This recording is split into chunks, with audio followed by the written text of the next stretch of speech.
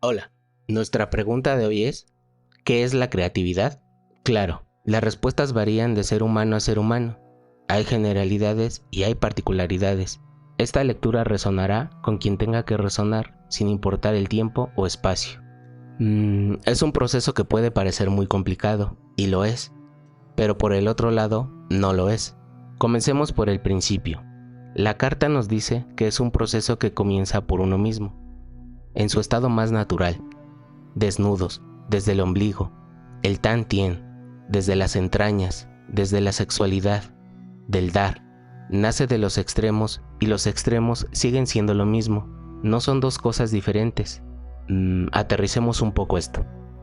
La creatividad nace del conocimiento de uno mismo, desde la parte más honesta y sincera, desde nuestro lugar en el mundo, de nuestra comprensión del universo, de ser consciente de lo que damos y lo que recibimos, del orden, de la estructura, de la esperanza, del consciente, de nuestro entendimiento de nosotros mismos, de nuestro entendimiento de nuestra sexualidad, del fuego, de la pasión, pero también nace del desconocimiento de uno mismo, de la frustración, de no encontrarse, de no saber quién es uno, del desconocimiento del ser, de la preocupación, de la desesperanza, de los miedos, de no saber dar y no saber recibir, del desconocimiento de nuestra sexualidad, de la pena, de la vergüenza, de la incomodidad, de la impaciencia, del frío, de la frustración de saber quién es uno, del inconsciente, del caos. La creatividad viene de esos extremos, pero también del medio de esos extremos, pero también de la combinación de esos extremos. Viene del ser humano en su más sincera y honesta comprensión de su complejidad, pero también de su más sincera y honesta incomprensión de su simplicidad. Por otro lado, también tenemos a nuestra intuición, la conexión con nosotros mismos, lo que a veces se le llama el insight, lo espontáneo, lo que no podemos controlar de nosotros mismos, lo que no podemos controlar del mundo, lo que ignoramos conocer y lo que conocemos como desconocido, el caos. Y en contraste, también tenemos métodos, reglas, libros, métricas, teorías, escuelas, autores, formas y métodos de hacer las cosas, de expresarnos, fórmulas ya establecidas. A lo que me refiero es a humanos que crean de forma natural, del caos, sin reglas, y a humanos que crean a partir de estudio, de formas, de métodos. Y de la misma forma que la carta anterior, son dos aspectos de un mismo algo. La intuición y el conocimiento adquirido no son dos cosas separadas. Puede ser que se mezclen o se complementen, que se pierdan dentro de sí mismas, fuera de ellas mismas. El orden que existe en el caos y el caos que existe en el orden. Existen extremos dentro de cada carta, pero también entre cada carta. Lo que nos quiere decir el tarot es que tenemos la libertad, lo excéntrico, lo extrovertido, el dar, el fluir, el no tener límites, el cosmos, el universo, la propia naturaleza siendo el límite.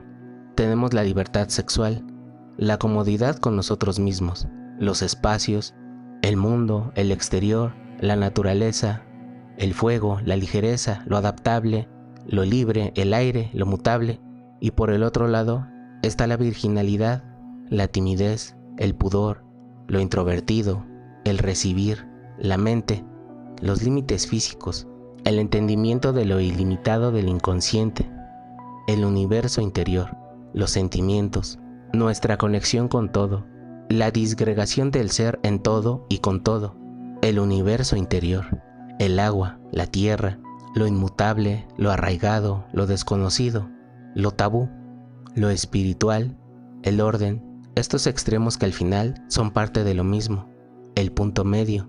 También existe el punto medio, en donde no se sabe si empieza o termina otro, la combinación de todos los elementos en uno. Eso es la creatividad. Eso es lo que creo que nos trata de decir el tarot. Y por último, Turisas nos habla de la utilidad de la creatividad, que es un paso a la sanación, al conocimiento de uno mismo.